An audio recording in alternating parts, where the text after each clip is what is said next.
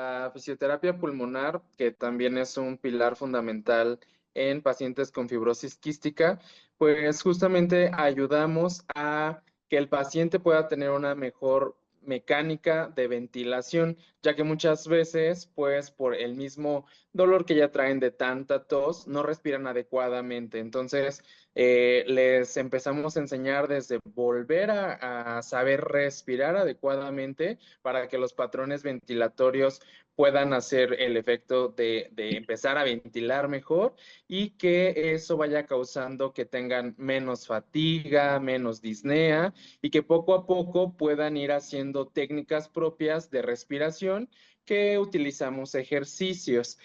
Nosotros nos basamos como en dos corrientes, que es la corriente americana y la corriente europea, para determinar qué es lo que necesita nuestro paciente de ejercicio específico. Lo vamos a dividir en edades de menor de 6 años y posteriormente de 6 años en adelante para determinar las técnicas que utilizamos. También vamos muy de la mano de las nebulizaciones que esté haciéndose el paciente para poder fluidificar las secreciones, ya que son muy espesas, y que con las técnicas adecuadas, pues puedan expectorar mejor y mantener lo más que se pueda limpios los pulmones.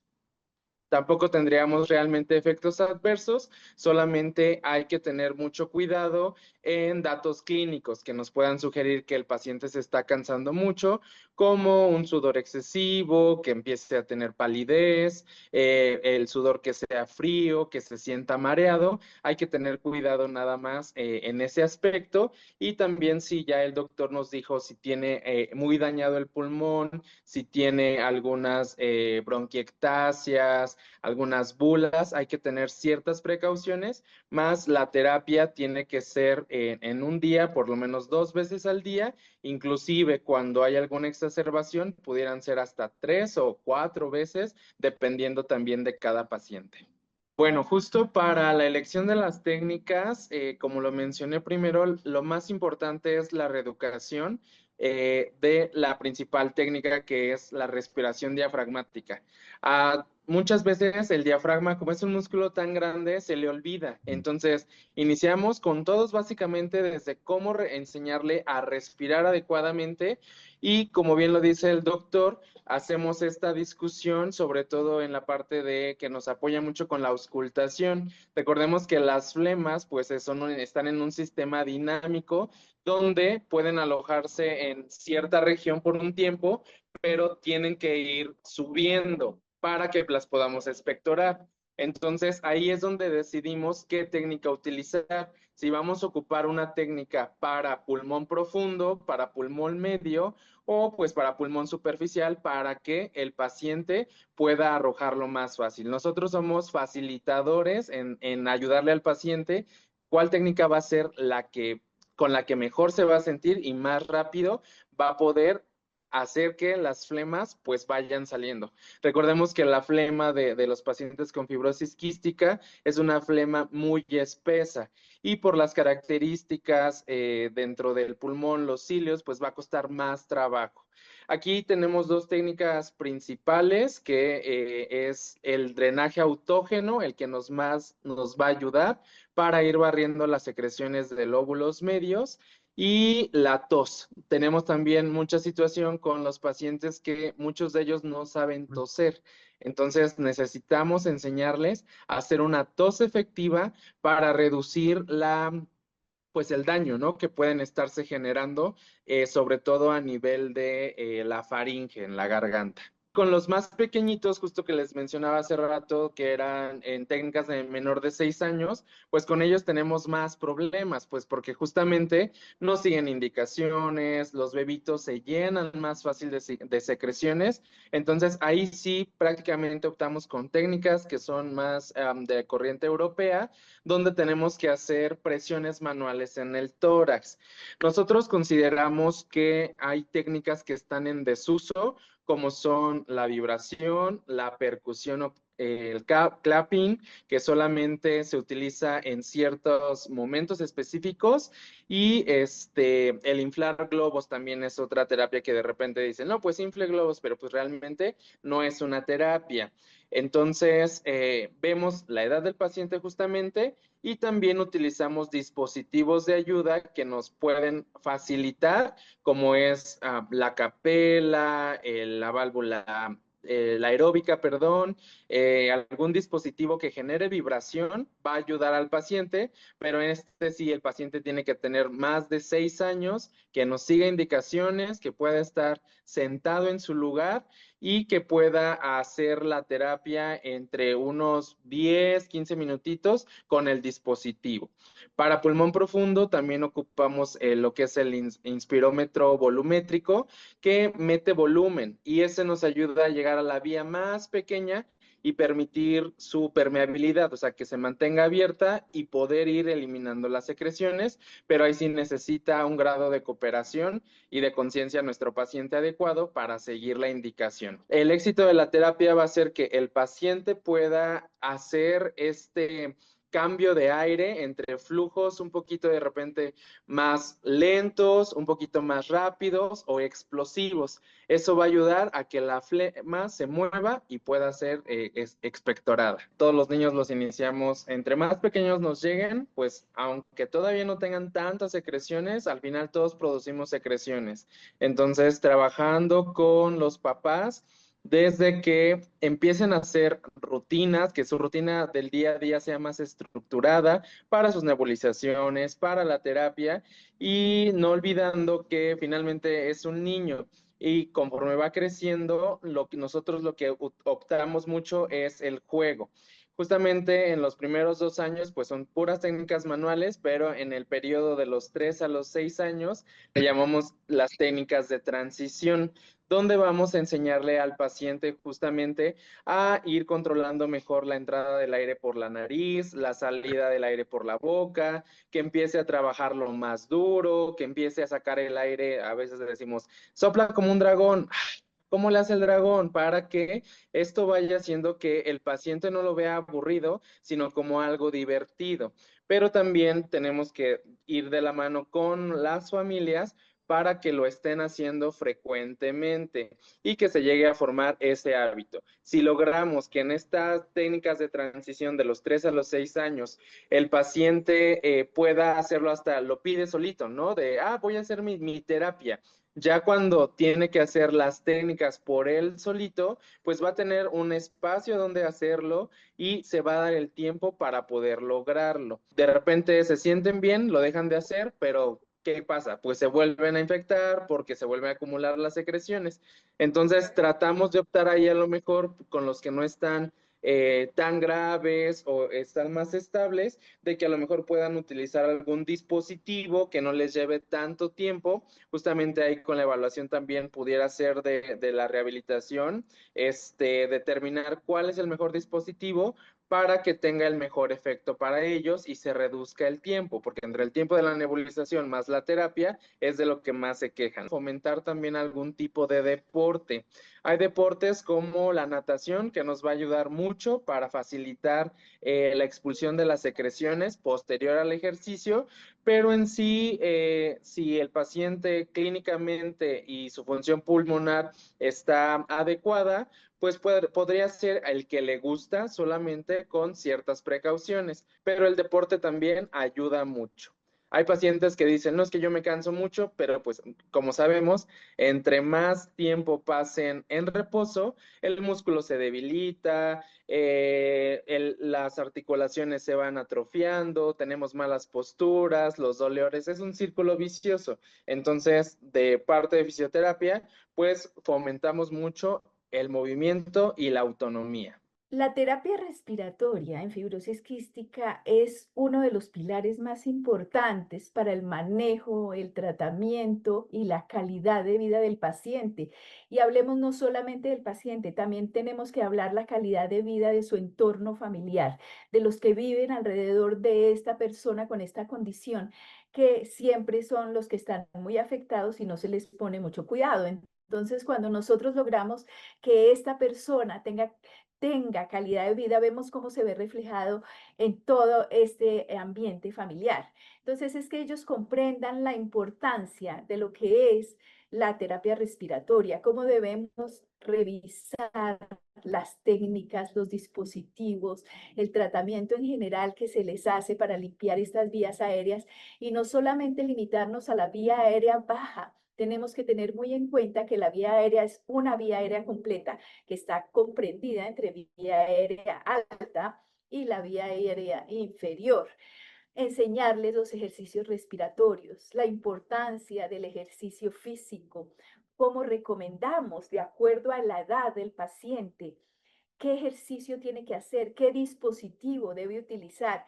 Debemos conocer también la evidencia clínica. Este personal que maneja los pacientes con fibrosis quística debe ser un profesional que haya estudiado mucho lo que es la fibrosis quística, el impacto que tiene en su calidad de vida, en su duración de vida, cómo va a vivir ese paciente, cómo va a vivir esa familia, qué apoyo le vamos a dar y adaptarnos a individualizar cada paciente. Aquí no es lo mismo tratar el paciente solamente por unas guías, sino tenemos que individualizar el tratamiento de estos pacientes. Yo he tenido muchos hermanitos y son hermanitos, tienen la misma condición y sin embargo el tratamiento de cada uno de ellos es muy diferente. Entonces es donde hacemos el énfasis de personalizar el tratamiento en cada uno de los pacientes y que se entienda el rol que tiene el terapeuta respiratorio. Entonces ahí es donde vemos este importante pilar para evitar el deterioro de esta función pulmonar y mejorar calidad de vida. Debemos hacer énfasis también en que estas personas se haga un diagnóstico temprano. Al hacer el diagnóstico temprano, nosotros podemos ayudarle a este paciente a que tenga sus pulmoncitos muy bien, a que pueda hacer ejercicio, a que se adapte en una forma normal, que tener como hábito todo el tratamiento, no como el paciente que tiene 10 o 15 años y hasta ahora tiene que hacer un cambio brusco con todo lo que requiere la fibrosis quística. Actualmente el manejo de terapia respiratoria en paciente FQ tiene un manejo integral, un manejo con objetivos de mejorar la calidad de vida del paciente, un manejo donde no nos centramos exclusivamente en drenar esas secreciones, sino en mirar cómo la aerosolterapia va a llegar hasta donde tiene que llegar, por qué tenemos que tener en cuenta los equipos, por qué tenemos que tener en cuenta que su vía, su nariz esté destapada, por qué tenemos que fijarnos cómo respira. Una de las cosas muy importantes es saber que el paciente tiene buenos equipos, porque a veces podemos tener un medicamento excelente, es el mejor antibiótico, es el mejor mucolítico, el mejor broncodilatador, pero resulta que el paciente está utilizando unos equipos que no permiten que le llegue ese medicamento donde tiene que llegar. Entonces, hago mucho énfasis en el equipo que utilice el paciente, cómo va a lavar ese equipo, cada cuánto lo va a cambiar, porque es importante que cambien los nebulizadores, por qué no debe mezclar los medicamentos en un mismo nebulizador. Yo sé que son muchas nebulizaciones las que ellos requieren, pero toca explicarle y aclararle el por qué en cada nebulizador debe ir un medicamento, qué tanto tiempo de espera tiene que tener entre un medicamento y otro medicamento. La presión expiratoria positiva, los que son de OPEP, estos como tipo el Florer, el Acapella, los chalecos. Aquí miramos los diferentes dispositivos que tenemos para los pacientes. Ellos siempre me preguntan, ¿cuál es el mejor? Yo no les digo cuál es el mejor, porque no hay uno que yo pueda decir es el mejor para toda clase de pacientes. No, estos dispositivos se van adaptando al paciente, a la edad del paciente, al gusto del paciente y a lo que el paciente encuentre en su país. Las inhalocámaras también son importantísimas porque cuando tenemos que hacerle los inhaladores a los pacientes, cuando iniciamos el tratamiento y decimos al principio vamos a hacer su broncodilatación para iniciar abrir la puerta y que puedan entrar todos los medicamentos, es importantísimo utilizar una inhalocámara que sea no electrostática. ¿Por qué? Al ser la cámara no electrostática, es una cámara que no permite que los medicamentos se queden adheridos a la vía aérea, a la vía, a la pared de la inhalocámara, que es lo que nos sucede cuando son inhalocámaras de plásticos. Al ser inhalocámara de plástico, la partícula se queda adherida a la pared de la inhalocámara y lo que le estamos pasando al paciente, si acaso, es un 30% de medicamento. Mientras que si tenemos estas inhalocámaras que son de aluminio, estamos asegurándole más del 65% le va a llegar al paciente. Los medicamentos que hacemos en forma inhalada para tratar a fibrosis quística son realmente los que están comprobados que funcionan y que tienen menos efectos secundarios. Pero estos medicamentos deben tener un orden. Abrimos la puerta con un broncodilatador. Después tenemos la solución salina hipertónica para hidratar ese muco, esa obstrucción que tenemos, que puede ser al 7% o al 3,5% de acuerdo al paciente que tenemos. Después venimos con el mucolítico donde vamos a cortar ese moco con esa Dornasa alfa y seguimos con los ejercicios respiratorios, con todos estos dispositivos, con esa tos efectiva, cómo le enseñamos al paciente su forma de respirar y su forma de toser. El antibiótico será la última nebulización que tienen que hacer. La cantidad de vitaminas que toman, las enzimas, los suplementos nutricionales, que ese es un tema muy importante para nuestra parte respiratoria. Si no tenemos una buena nutrición en nuestro paciente, si tenemos un paciente que está deshidratado, desnutrido, es un paciente que no va a tener fuerza para toser, para salir adelante de una exacerbación. Entonces vemos cómo todo juega un papel importante y cómo somos un equipo entre lo que es respiratorio, lo que es físico, de ejercicio físico y lo que es nutrición. Nosotros manejamos la respiración diafragmática, el ciclo activo de la respiración, el drenaje autogénico, la tos asistida, el HOF, el ELGOL. Y cuando son niños pequeñitos, lo que hacemos son juegos expiratorios en los niños. El drenaje postural, la vibración y la percusión, aunque es lo más antiguo de las técnicas, vemos que nos sirve muchísimo, pero tiene que tener uno mucho cuidado. El personal que haga esta clase de técnica tiene que estar especializado, tiene que llevar una buena técnica con sus manos, saber en qué momento está indicado hacérselo al paciente. Si el paciente lo acepta, si tiene buena respuesta a esto, lo vamos a hacer porque nos ayuda a desprender secreciones y este drenaje postural nos ayuda a limpiar cada lóbulo de los pulmoncitos. El ejercicio físico es muy importante, es una actividad aeróbica para completar esta limpieza, esta técnica de limpieza de la vía aérea. Podemos empezar con cosas muy sencillas, como es el caminar, el nadar, el ciclismo, cosas que pueda hacer darle la vuelta a un parque. Esto va a tener beneficios físicos, psicológicos y sociales. Y después vamos a ver incrementando cómo el paciente crea una rutina semanal, mínimo 3 veces a la semana, de hacer un ejercicio. Debemos adaptar entonces, como les comentaba, la terapia por edad. Entonces, hacer esos juegos y esas técnicas lúdicas en los niños pequeños. En los adolescentes ya podemos tener un poquito más de autonomía y uso de la tecnología que tanto les gusta. Y cuando tenemos los adultos, entonces hacemos una combinación de estas técnicas de aclaramiento de la vía aérea y un ejercicio estructurado. He visto que los pacientes les da pena toser delante de la gente, entonces toca decirles tranquilos, con toda la técnica, tosan. Eso es una forma como ustedes pueden evitar sus infecciones.